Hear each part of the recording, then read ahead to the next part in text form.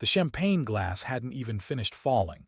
Jason Statham's fingers were still clenched, knuckles whitening as the woman's laughter cut through the royal gala like polished silver. Her words, they didn't land with anger. They landed with something worse, amusement, pity. Like he didn't belong. The glass hit the marble floor, it shattered. Jason didn't blink. Behind him, noblemen stared. Gowned women held their pearls a little tighter. Security stepped forward, then paused. Something in his eyes made them stop. The chandelier above flickered from a passing helicopter's shadow outside. And in that frozen second, no one knew who he really was. But the woman still smiled. She didn't know the king was about to walk in. 48 hours earlier, Jason Statham wasn't standing in a gilded hall. He was fixing a loose faucet under a cracked sink, half-soaked, wearing worn jeans and an old military tee. The kind no one looks twice at. He wasn't invited to any gala. He was installing pressure valves in a service corridor of Windsor's south wing, unseen, unheard. Just a contractor doing silent work. But even silent work has eyes. A man in a navy overcoat had walked past him that day. An aide or maybe someone higher. Jason had clocked the angle of his watch, the stiffness in his stride. Military, not royal staff. Something was off. Then came the first twist, an envelope. It was left beside Jason's tool bag when he turned around, unmarked. Inside, a single royal invitation. No sender, no explanation, no way it was random. Back at the city flat, Jason studied the invitation. Embossed seal, thick cream paper. The gala was for diplomatic contributors and national allies. His name was listed, not a mistake, not forged. Someone wanted him there in plain sight, but not for praise, for something else. He ran his fingers along the paper's edge, then looked out over the rooftops. The skyline reflected dim orange as a storm prepared to roll in. He could feel it in his bones, not the weather but the shift. Like being called back into a game he didn't ask to play again. And he would walk into that hall, not for vanity, for clarity. The gala was elegance weaponized. Crystal chandeliers dangled like jewelry from the ceiling. Red velvet ropes separated the titled from the tolerated. Every laugh was rehearsed. Every smile was sharp. Jason walked in alone. No tuxedo, a tailored black suit, crisp but quiet. No bow tie, no flair, just presence. Some noticed. Most dismissed, except her, Lady Rowena Delmere, royal cousin, heiress, glittered in gold and inherited smugness. She spotted Jason from across the room and tilted her head like inspecting an exotic mistake. She moved toward him, not to greet but to perform. Jason had just accepted a glass of water, not wine, when she leaned in. "You must have wandered in through the service entrance," she said, lips curled in mock sympathy. Jason didn't respond. He simply looked at her like he was weighing something heavier than words. She continued, louder now. "Don't worry, the kitchens are down the hall. I'm sure the staff is desperate for help." That's when the glass slipped from the tray beside them and hit the floor. And Jason's silence said everything. The hush spread, people turned. That's where we started. 1 minute passed. Then came the first reversal. A man in a deep navy uniform approached from behind the dais. Not security, intelligence. Jason recognized the fold of the sleeves, the barely there comms bead in the left ear. The man wasn't here for drinks. He was scanning for someone. Eyes locked on Jason, then subtly dipped his head in acknowledgement. Jason gave no signal back.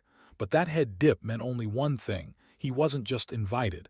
He was being watched. Across the room, a second event unfolded. An art historian stumbled. Nothing dramatic. But Jason saw it. The man reached out, caught himself, then checked his side pocket. Empty. His guest badge had been taken. Jason's eyes narrowed. Someone had lifted credentials inside the gala. This wasn't about status anymore. This was a setup. Someone was baiting him to act. But why? Jason stepped away from Lady Rowena, cutting her mid-laugh, and moved toward the outer balcony. The night air was cold. His reflection shimmered faintly on the glass door. From behind, Rowena whispered to her friend, just loud enough for others to hear. "Must be hard, standing in borrowed shoes." More laughter followed, but not from Jason. He was still, listening. Inside, another flash. A man in a gray suit handed off a small envelope under his cuff. Jason marked him. Every tick of the second hand became a blade waiting to drop. The twist began in layers. Rowena didn't just mock him. She had sent the envelope. Earlier that day, before she arrived at the gala, her assistant had handed off a package containing that same invitation Jason received. Her plan was simple: draw out the mystery man from military rumor. The contractor too connected. The name that kept showing up in cleared files but had no department tag. She didn't believe in men like Jason, but someone else in the palace did, and that someone had used her as a pawn. Jason returned to the ballroom, his walk deliberate, his eyes scanning. Rowena raised her glass, still smirking.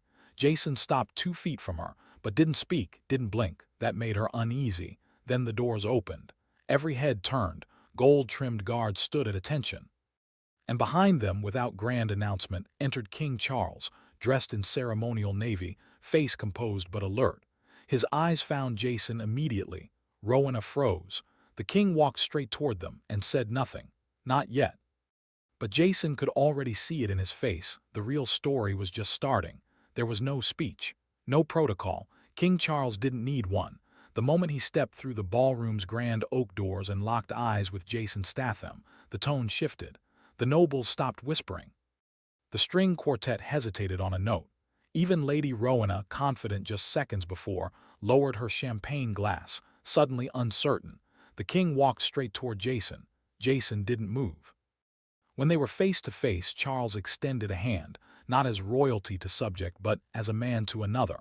One who understood weight, one who remembered war. Jason took it, and just like that, everything shifted. The murmurs started as ripples. A few guests whispered to one another.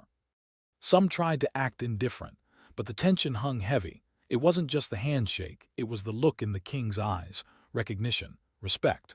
Rowena backed away quietly. Her words from earlier now echoed in her own head, the smirk she wore before now a ghost on her face. Her eyes followed Jason as the king gestured toward a private hallway, one lined with portraits of commanders and war medals. Jason followed. They didn't speak until the doors closed behind them. Inside the king's private chamber, everything felt old, not antique, but seasoned. A table of polished oak, books lined up by hand, a single framed photo of Charles in uniform with a unit behind him. The lights were warm, not grand. Charles sat. Jason stood. Then the king said it. "You were supposed to be a shadow. Now you're standing in the light." Jason didn't answer right away. He wasn't one for titles or ceremonies, but he knew what was really being said. Someone had forced him out of position. That invitation. It wasn't just bait, it was exposure. And now the king had to decide whether to protect him or use him. Back in the ballroom, the mood had fractured. Rowena moved through the guests, smile back in place but thinner now. People avoided her gaze. No one laughed this time when she mentioned the staff. She had misread the man, badly, and worse, her assistant was missing. Gone since the beginning of the event. In the chamber, Charles poured a glass of brandy and slid it across to Jason. He began outlining the real issue, not Rowena, not social slights, but something deeper. Someone was leaking internal access protocols. Royal security clearances had been manipulated. 2 gala guests were already flagged post-entry, one of them still in the building. The king looked Jason dead in the eye. "We need someone they won't expect." Jason didn't blink. "You've got him," he said. That's when it kicked into motion. Jason stepped back into the ballroom. But this time, he wasn't silent. He moved with purpose, scanning guest groups like a professional entering a hostile zone. He spotted the man in the gray suit again, same one from earlier. The guy was now near the wine table, speaking softly into a cuff-linked wrist. Jason signaled discreetly to one of the plainclothes guards. A nod. No words. The guard responded. They moved. Rowena watched it unfold and didn't understand. Jason was no longer a curiosity. He was in control.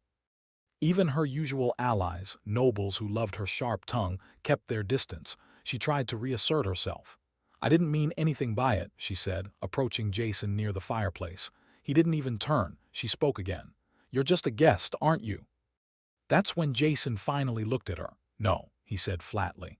"I'm the reason they're still alive." And he walked off. The man in the gray suit was already moving, slipping through a side corridor that led toward the security wing. Jason followed at a distance. No tuxedo could hide the rhythm in his step now. The room became a blur behind him. He rounded the corridor, cut through a velvet-lined hallway and reached the door just before it closed. Inside, the assistant, Rowena's, typing rapidly into a laptop hooked to a comms router. Facial scanner spoofed, clearance levels bypassed. She wasn't a pawn. She was the operator, the man in gray, her muscle. not the lead. Jason stepped in. The moment was cold and surgical. Jason grabbed the man mid-turn, drove him into the wall, pinned him silently. The assistant reached for something under the desk. Jason was faster. A controlled takedown. No chaos. No noise. He checked the laptop. The data dump was mid-transfer. Someone was stealing ceremonial route details for a royal convoy leaving the palace tomorrow. He pulled the drive, wiped the system, and walked out before the alarm even had a chance to sound. Back in the ballroom, the king reappeared. His voice cut the air. "Tonight we honor more than tradition. We honor vigilance." He didn't name Jason. He didn't have to. Every guest now looked at the man in the black suit differently. Jason stood near the edge of the room, hands behind his back. Silent again. Invisible but seen. Lady Rowena didn't speak again for the rest of the night.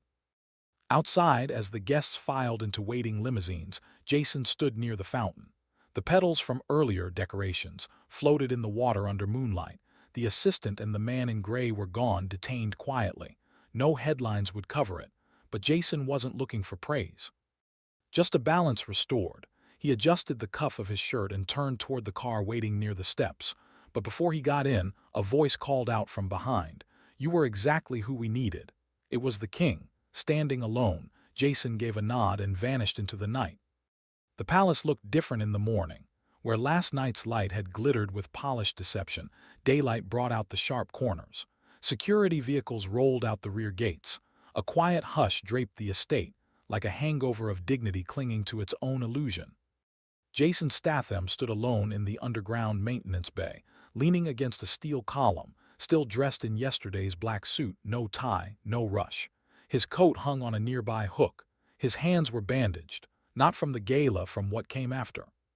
Because after the lights went out, after the suspects were quietly detained, Jason didn't leave. He stayed, because something still didn't add up. He pulled out the drive he'd confiscated from Rowena's assistant. He'd wiped the laptop, but not the drive itself, because he knew people. And people hide their real moves one layer deeper. He plugged it into his secured tablet. At first the files looked ordinary. Convoy routes, staff rosters, royal timings. But one file stood out. A set of names tagged as Internal Threat Index. And on that list, two names had been quietly highlighted, Jason Statham and King Charles. The real plot hadn't been data theft. It had been a misdirection. Someone had used the gala to isolate both of them, expose them, while something else played out behind closed doors.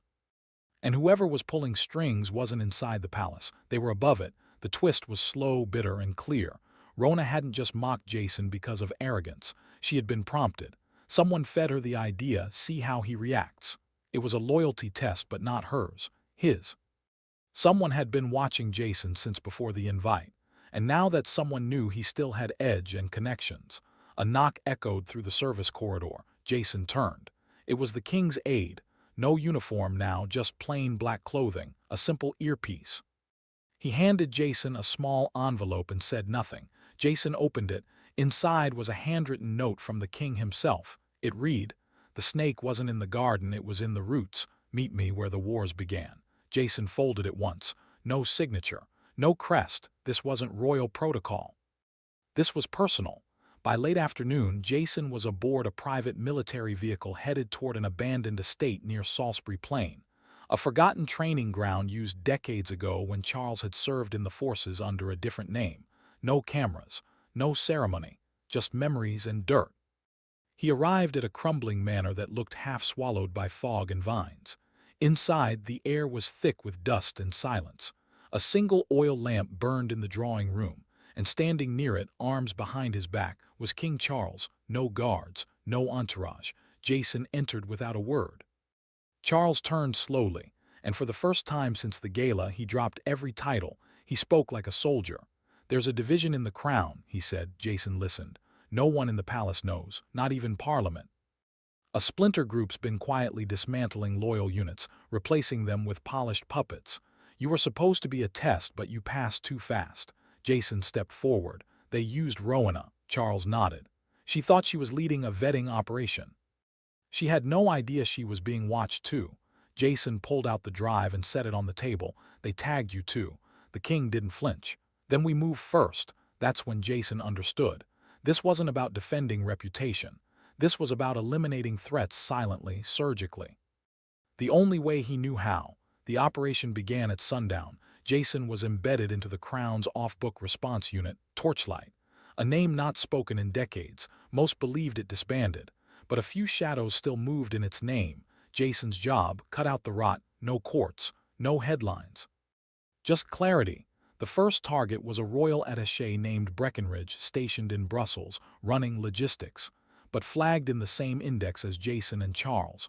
Jason followed him for 2 days, observed patterns, confirmed ties. On the third day, Breckenridge disappeared, quietly.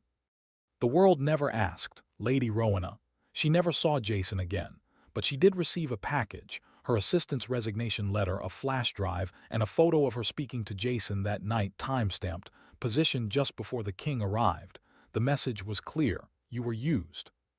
And now you're being watched. Weeks passed. Jason moved between countries like wind between cracks, slipping in, writing the ledger, then disappearing. He wasn't looking for war. He was delivering peace in the only language power understands: precision, fear, and finality. Back in London, the Gala replayed endlessly in tabloids. Not for the breach, which no one knew about, but for the moment a woman of standing was seen publicly embarrassed. Public opinion sympathized with Rowena. But behind closed doors, no one asked where her assistant went. No one asked where Jason went either. Then came the final twist. Jason received a second envelope, no return mark. Inside, a photograph from years ago, a military unit on a balcony, toasting after a classified success. In the middle, a young Charles, and beside him, a younger Jason Statham, expression unreadable. Someone had kept this. Someone wanted him to remember, because this wasn't just about protecting a king. It was about protecting a promise, one they made long before politics ever mattered. Jason folded the photo, tucked it into a steel box, and placed it beside his coat. Then he walked out of the flat and vanished again.